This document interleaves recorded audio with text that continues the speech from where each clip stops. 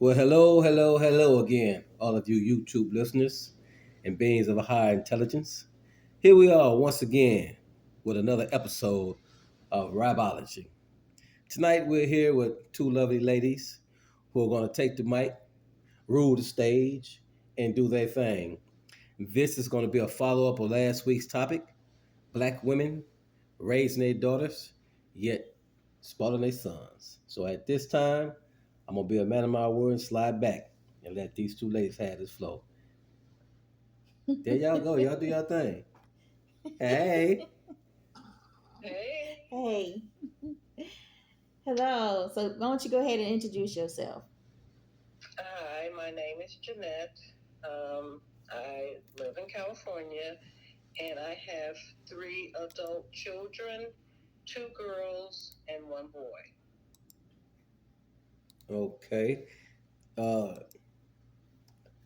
I guess I'm gonna have to join in here Mm-hmm. since I'm an anchor. I'm gonna have to be an anchor right here. Mm-hmm. So as a mother of three, were you or are you a single parent?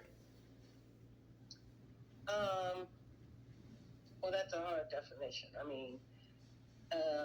I became a single parent um, as my children that are now adults were one was out of high school and my two younger ones were in high school. Hmm. So up until their teenage years, um, their father was in the home. Okay. So when you say in the home, were they active in the was he active in the home and involved or just present? Like I said in part one, my stepfather was in the home, but he wasn't active in our lives. Right, and then that I guess that's the point. After listening to the first segment, I really was hoping that you all would do a follow up to it because I just had some feedback on it, and so one of the things was, um, you know, while I understand that it's a good thing. They say it's a positive thing for a young man to have, his father in the household, but what kind of energy or what kind of modeling is that father doing in the household? Right. Because you can Right. have a father in the household, and if they're not Pouring into pouring into the child. absolutely, you know, so especially for your son. Yes. If Right. you have a father in the house that's not engaging, or if his engagement is always a negative, criticizing and chastising, but there's no love, there's no support there. It could be damaging to your son.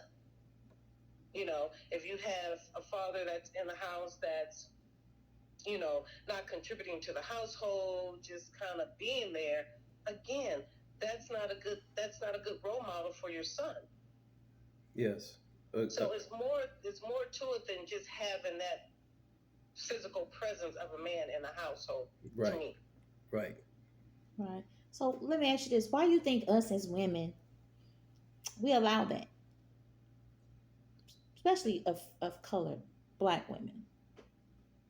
Why do we accept that type of behavior from these men?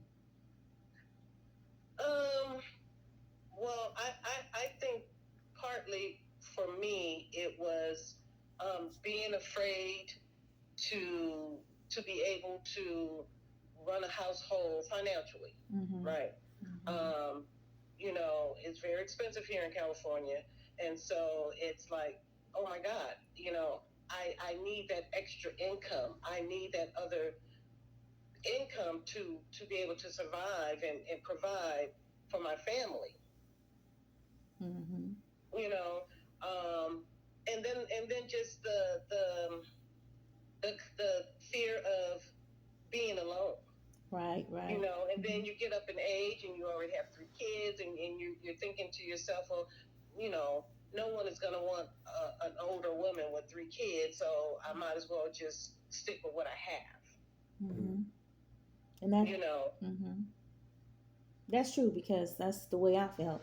And part of it is not knowing your identity. For me, it's not knowing who you are. It's the insecurity. So you deal with Absolutely. that. You deal with, okay, you know that old saying, half of a man is better than no man at all. That I think part of that has a lot to do with it. We Y- accept that stuff because it's like, okay, well, at least we have someone when we're not alone. You know what I mean? yes, Yeah, and I think yes, that's part of, and then, like I said, go back to your identity. You don't, you, the insecurity, you really don't, because it wasn't poured into you who you are and who you belong to and what you carry inside. You don't know. You don't know that you know who you are. So you have that lack of identity. especially going back and tying into what you all said last week when Mhm. it's if you didn't see it coming up as a child yourself, if your father wasn't in the household, Mhm. you didn't know what that looked like for a little girl to see a father, engage in a positive way with their mother. You don't know You don't what know that looks what that like, looks like, right? and Right. you tend to accept what it is, especially if it's kind of mirroring what you think is normal. Mm. Mhm. Yeah. You know, Mhm. um, and then just thinking about the title of the topic, raising our daughters and spoiling our sons. You know, again, we as women, um, we are just innately um, groomed to be raised to do motherly things, Mm. to keep a house, to raise the children, to prepare meals. That's just something that, you know, is innately passed down from woman to woman. Mhm. You know, um, I don't, I spoiled my son to a certain extent, but I did as well raise him to be self sufficient himself. If my girls wash dishes, he washed dishes. It wasn't just, well, he don't have to work. But his father would say, that's a girl's job. And I say, whoever is eating and dirtying up the dishes, that's everybody's job. Mm. Mhm. You know, um, but I will say, you know, the word spoil, I felt like I was more protecting my son than spoiling my son from his father when he was in the house. Mm. Because it was, like I said earlier, you know, there was more discipline and chastisement than love and acclimates of you're doing a good job, and you know let me show you how to do this, let me teach you how to do this, instead of as opposed to you just need to do this like this, barking orders with no instruction. Mhm. And see, and that's what I was saying last week about my situation. I saw something similar. I saw more roughness than love. They talk about rough love on the male child. He'll get it right. No, but you have to balance that thing out because like you were making an example. You were saying, well, uh, washing dishes is a girl's job. Okay, well, what did you give him in place of that? Did you take him outside, show him how to cut the grass, mow the lawn, go fishing, change the tire, get under the car, change the brakes, things of that nature? That's what was missing in my upbringing as well. So yeah, I get it. Uh, uh, a father presence is one thing, but his active presence is everything. You have to be active in children's right. And not only that, you said something earlier that kind of stood out. You said that the young girls or women are just innately programmed to take care of household, to do motherly things, to cook, to clean, and this, that, and other. Well, in defense of the young men, there are some young ladies that go wrong, despite the fact that they see their mother doing motherly things. Uh, what's your take on that? What's the cause of that? What do you think? I believe that it just all depends on the person. Hmm. You know, um, you know, what's the saying? You can lead a horse to water, but you can't make him drink. Hmm. Mhm. You know, you can teach your kids, and you can rear your kids to the best of your ability. Putting them on the right path.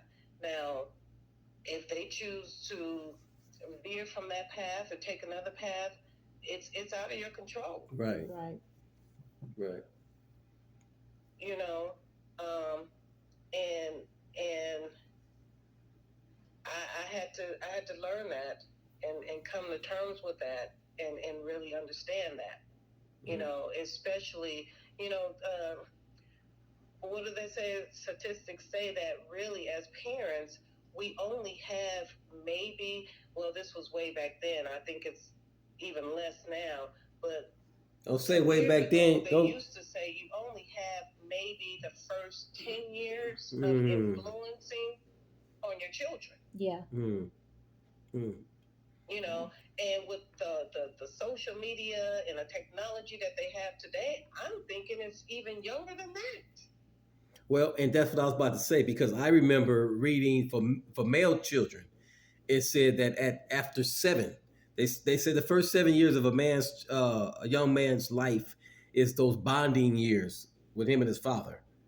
Mm. After that, he goes on what they call search for identity. Who am I? Where did I come from? Dad showed me how to do this. Why we do that? Why what my body's developing different from my sister's.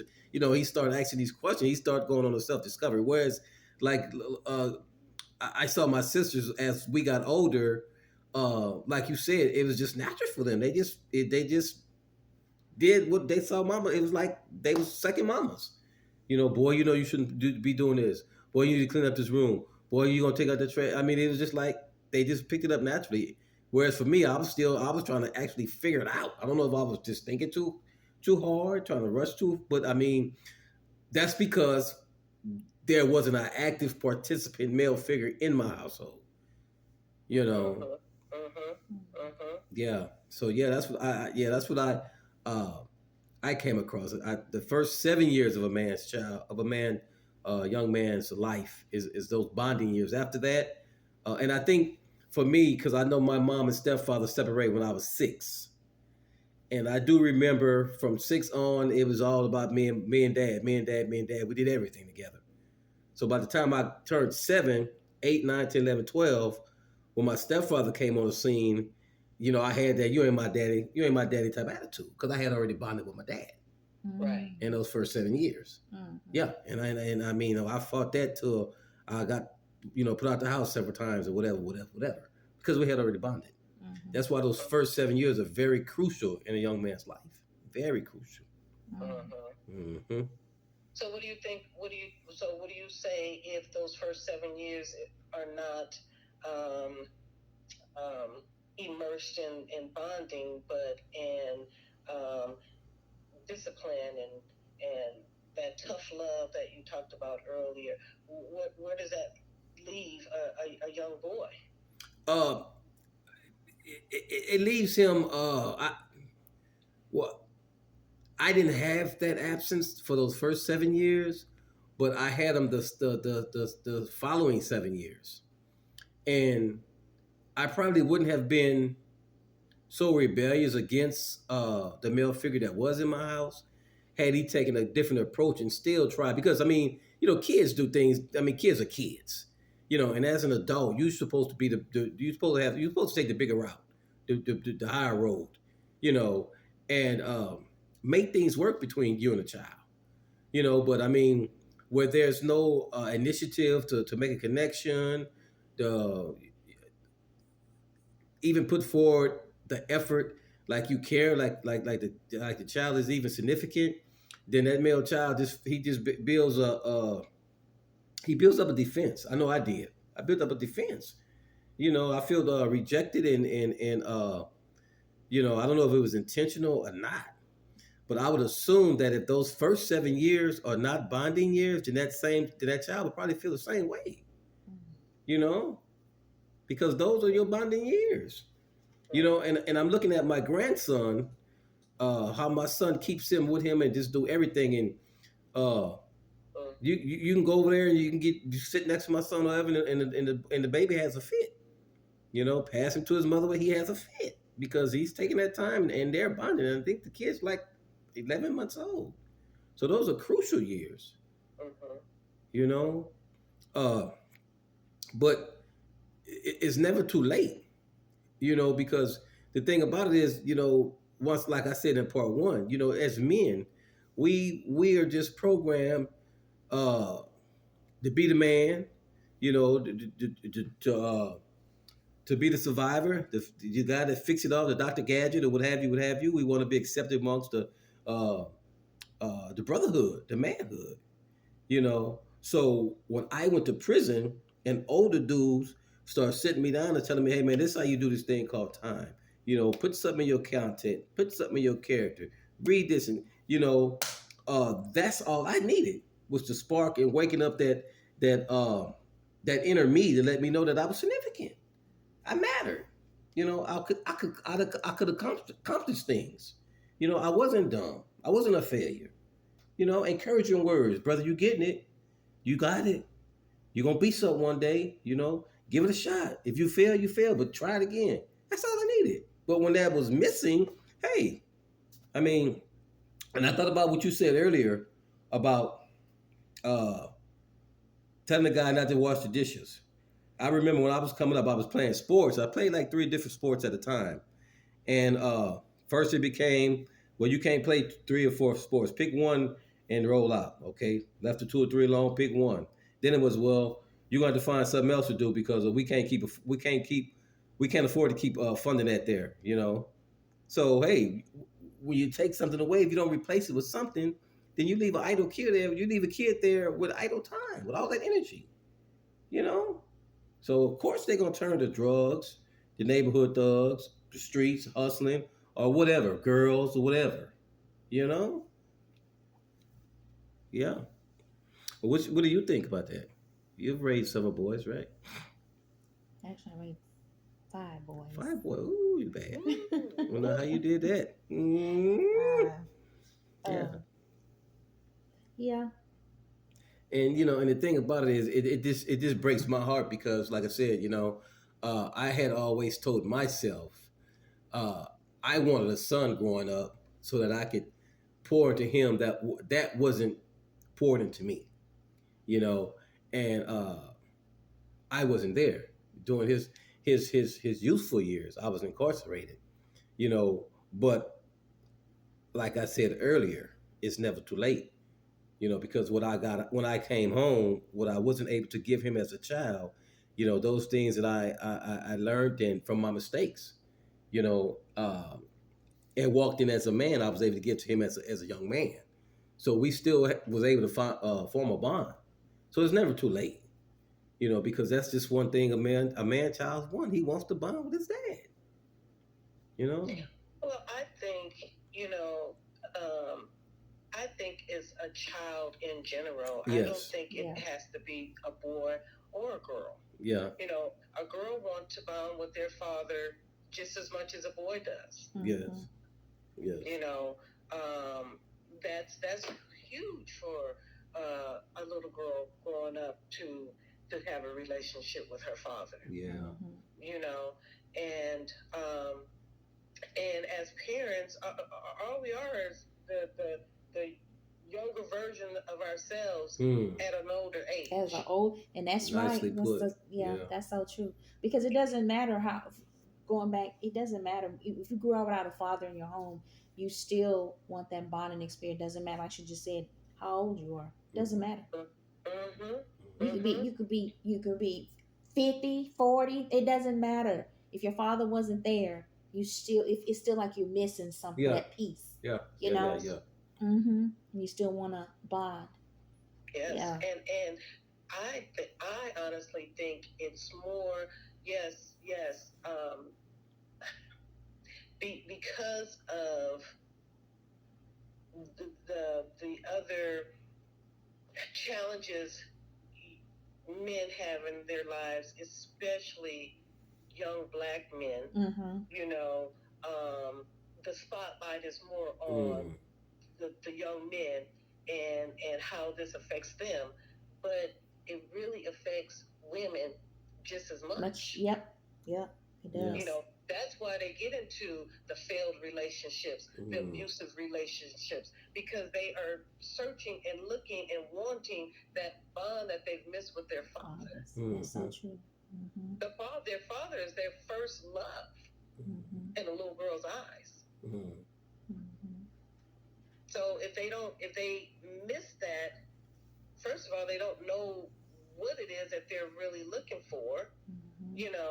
and then if they're already vulnerable to something like that, they're going to believe the first thing that the first person come and say to them. Yeah. You know, so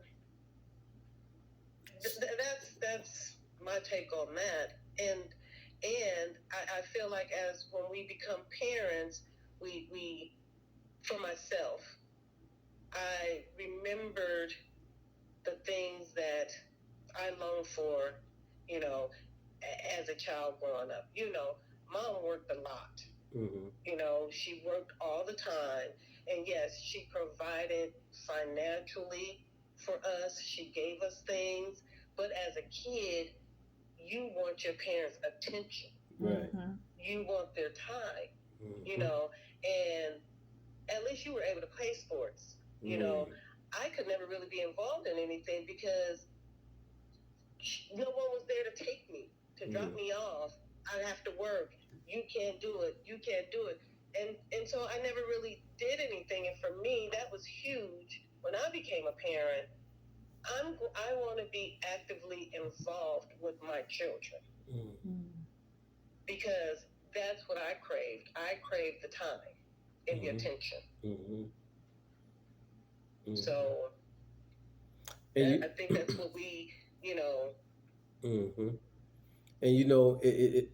I was thinking about what you said earlier uh, about once again, young women are just innately programmed, to be mothers and pick up, uh, that mother role. But I specifically remember a young lady. For the sake of privacy, I won't mention her name, but I remember. I think she was maybe 12. And I feel right now today, looking back on it, that she was actually robbed of her childhood because at 12, she was left home to take care of her sibling, her sister. Her mom had just had a brand new baby, and when her mom would go out to work two jobs, she couldn't go out and be a 12-year-old, or 13-year-old, 14-year-old, 15-year-old, 16-year-old because she had to raise her baby sister. So now she's trying to be a teenager, you know, and a sister mama, you know, and as it stands today, the sister looks at her like a sister, but a mama, and it's just weird, you know. But the thing about life that I've noticed that parenting, there's no manual for parenting. No. It's an OJT, and we make mistakes along the way, but some of them are costly. And at the end of the day, the kids the one wind up. We learn from it, but the kids suffer from it. Yeah. You know. Uh, so I mean, what would be some advice or some tools for parents, young parents, trying to raise children? Well, first of all, I want to say this: what advice would you guys agree that it's essential for a father, whether he's a biological father or stepfather, to be aware of the role that he plays in the household, the household, uh, and the importance of his presence there? What I mean by that is, uh,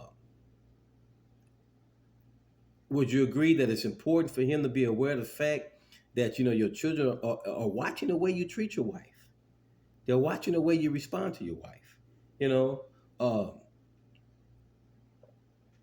because they're picking up on that. Mm-hmm. Because like I said in part one, a guy sits back and he watches the way a father interacts with his wife because that's how he's going to treat his little girlfriends. You know, when he start dating things or what have you, what have you. Right. I saw my stepson a couple of days ago. I always open the door and close the car door for my companion. And he jumped out the car before me the other day, and he opened the door for his mom. I'm like, okay, boy, you getting it, you know. And so things like that let me know I'm on the right path, but it also makes me extra cautious about my actions, you know. So I think that just as men in general, if we are involved in our children's life, uh, I think it's very essential that we be aware, of our actions in their presence, and if we're not, active in their lives, I think it's once again essential that we get involved in their lives in a positive way because, like I said, it's never too late. I was gone 29 years of my son life, and it wasn't easy uh, coming back into his life and asking him to make room in his life for me, but it was something I had to do, because I wanted that bond with him, you know. And we had words, what have you, but I mean, that's all water under the table right now. So I mean, if there are fathers out there who hesitant, about approaching their sons or their daughters out of fear that they're not going to accept them or they can't explain why they've been why they've been absent, or if they can't explain why they screwing up or whatever. Hey man, put your best foot forward, and do what you got to do. Man up, Yeah. because at the end of the day, the children didn't ask to be here. You made that decision. You made them.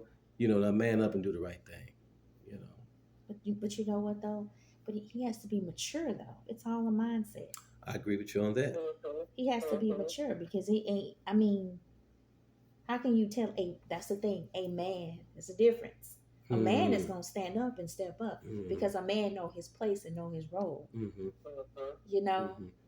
there's a big difference. You have men, man, and then you have boys. Still men in the men body, but they still have a boy's mentality. Well, I call them I call them little boys in grown men bodies. Mm-hmm. But Mhm. here's my take on that. Once again, this is rapology, so y'all got to excuse me for being frank.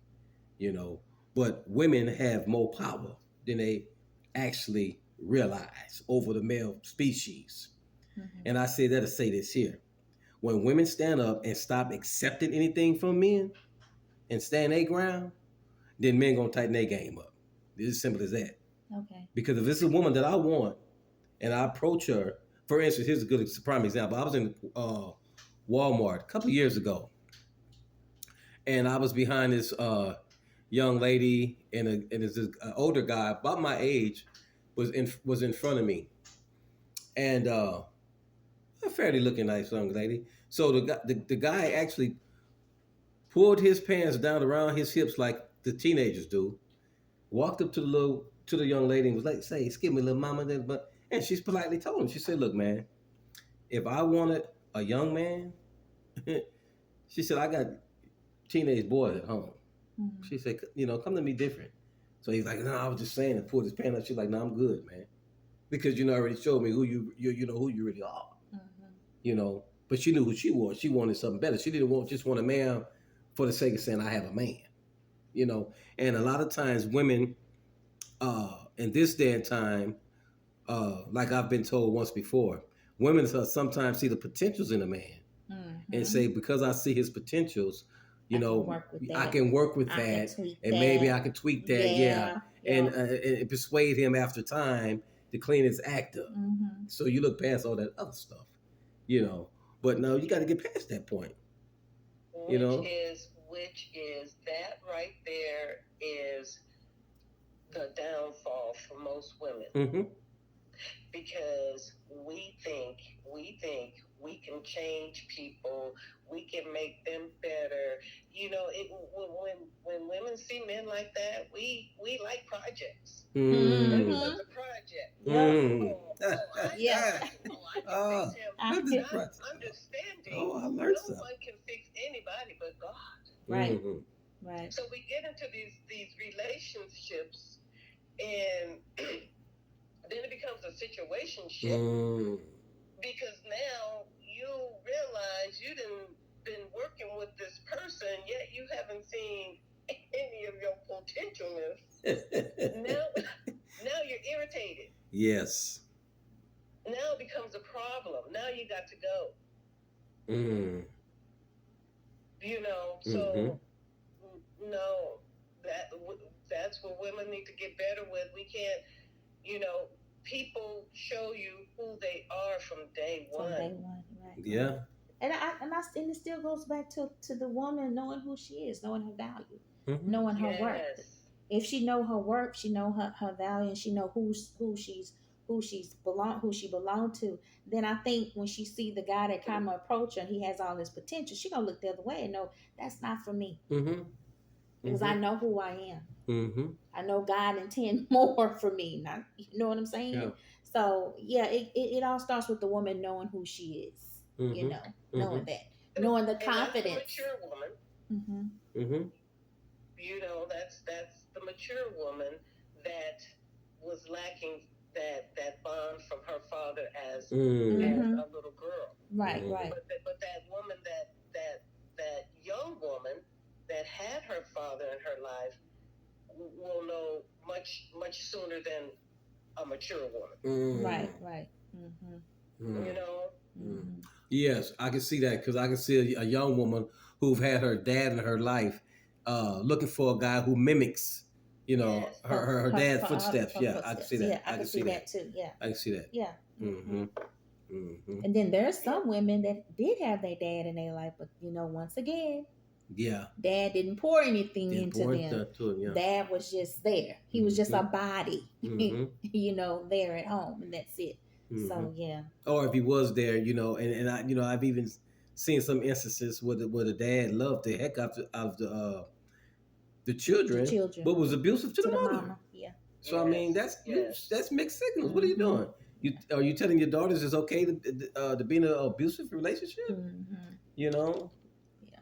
And so I'm going to share with you because I know we talked a few minutes ago about kids watch everything. And I will be the first to say that, um, your kids are watching their parents from an early age. Mm-hmm. Oh yeah. And although they don't say anything, they're watching everything that's happening. So I was married 20 years, was with my ex-husband 3 years before we got married. So we were in a relationship for 23 years, married for 20. At that 20th year, I really tried. I tried. I exhausted all my trying. And one of the reasons why I tried so long was because I had that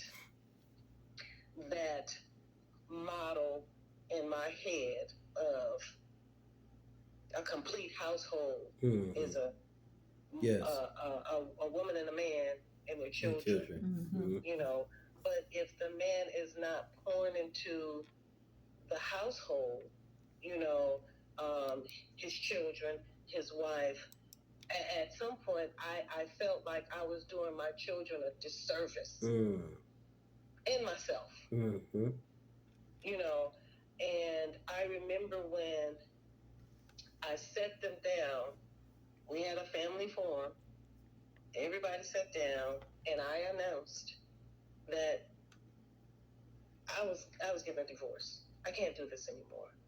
You know, when I felt myself not wanting to be home around my children because it wasn't my children that I didn't want to be around. It was the father that I didn't want to be around, and he was not going anywhere. So let me just remove myself out of the picture.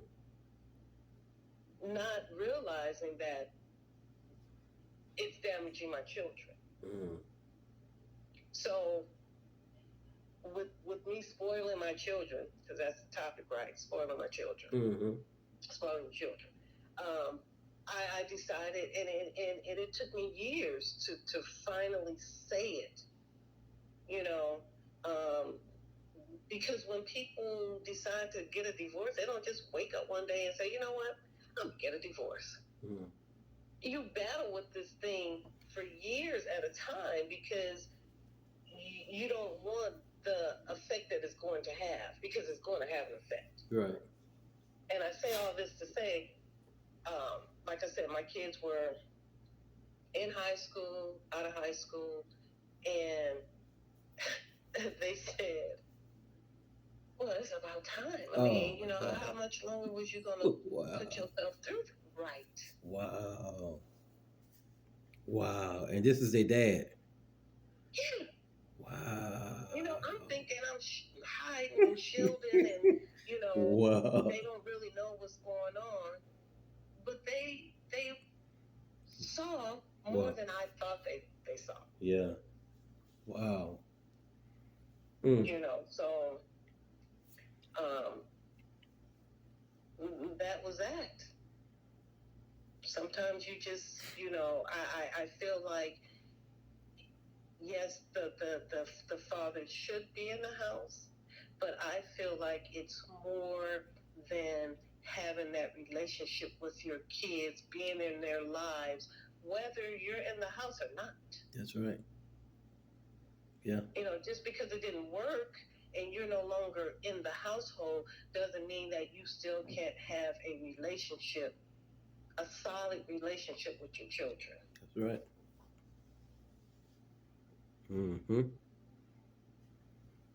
Yeah. And you got to be a man of correction. You got to be a man. Yeah. A man, not a boy, man. Yeah. Yeah. Mm-hmm. Mm-hmm. Yeah. It's good stuff. Mm-hmm.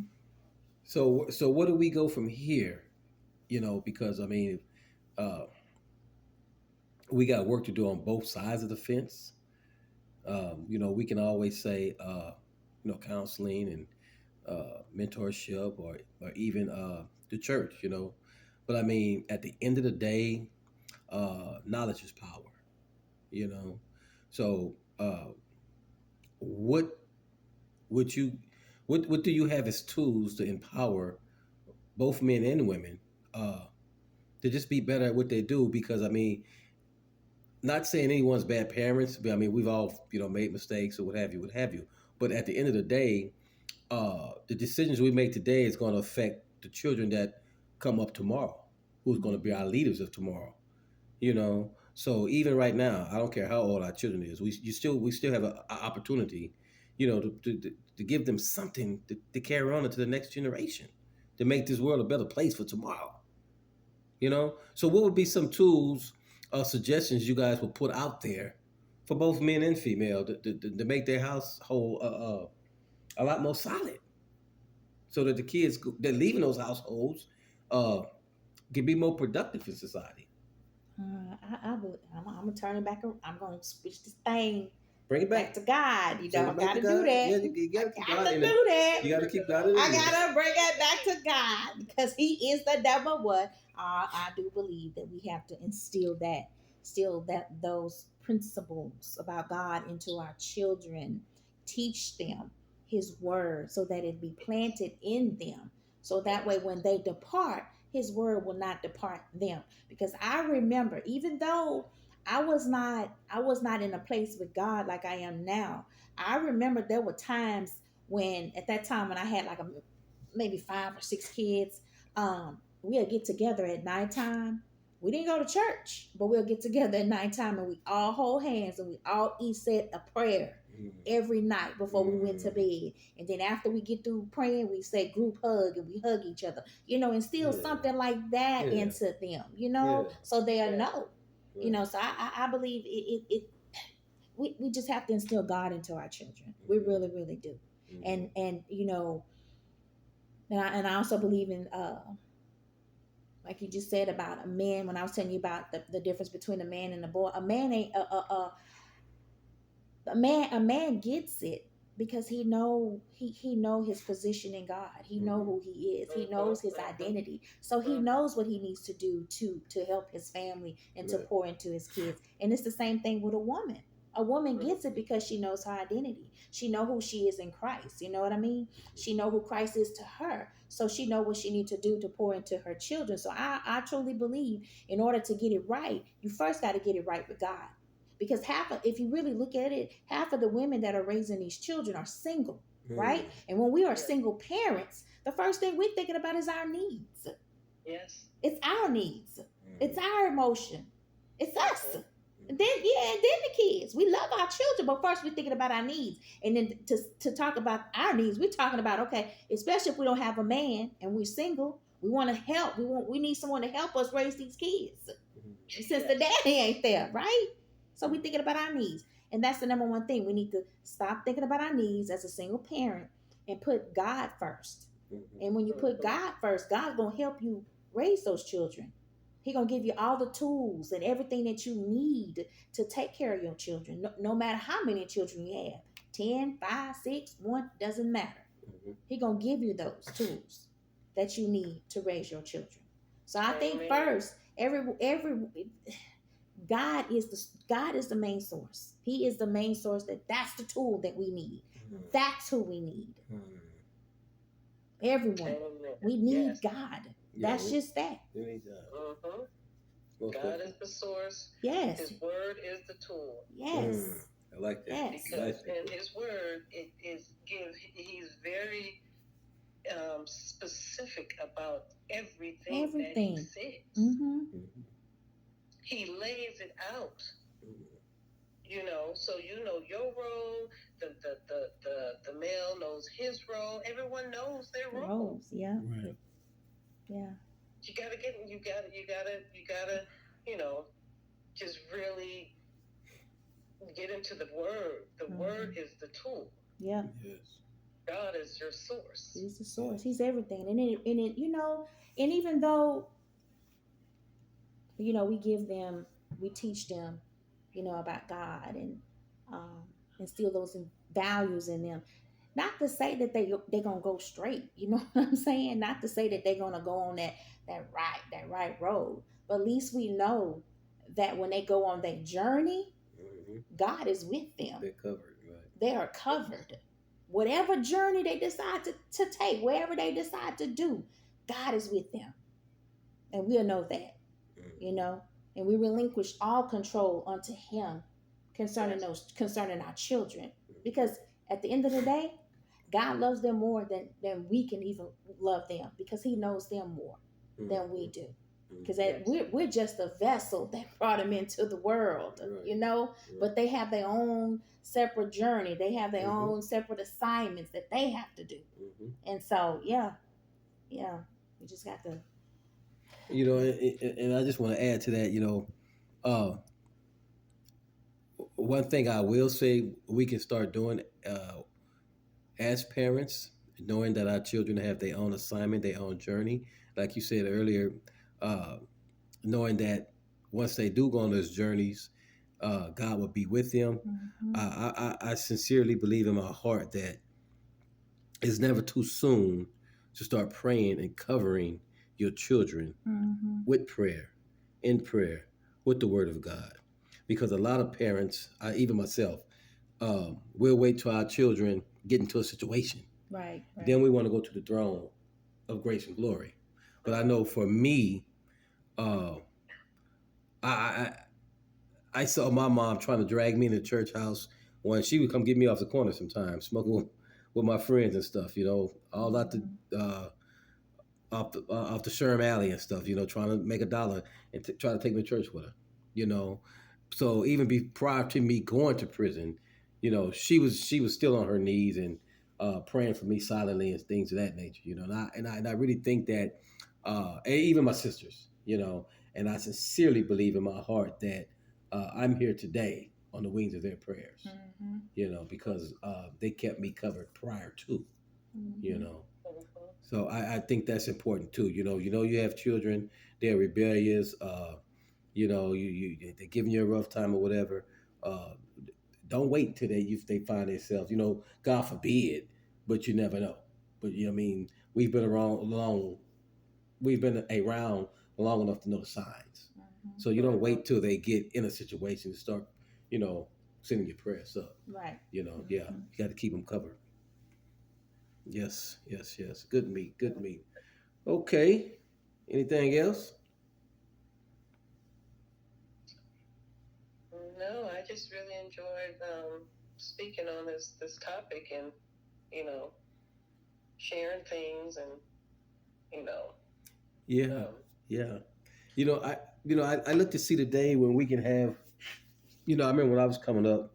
I don't know if they still have them, but they had what was called PTA meetings when the parents would get with the teachers at school and they'd talk about how the kids doing and they'd come up with kind of program after school, whatever, and the parents would engage with the children or whatever. But I really would like to see a program like that today where we just got together as parents, we talked to the teachers, we talked to the people on their little part-time jobs, then we got with them. It wasn't doing nothing but a barbecue or challenging them in baseball or football or whatever you know, just to let them know, hey man, it takes a tribe to raise a child, Mm-hmm. you know, and we got to win our children back from these streets, man.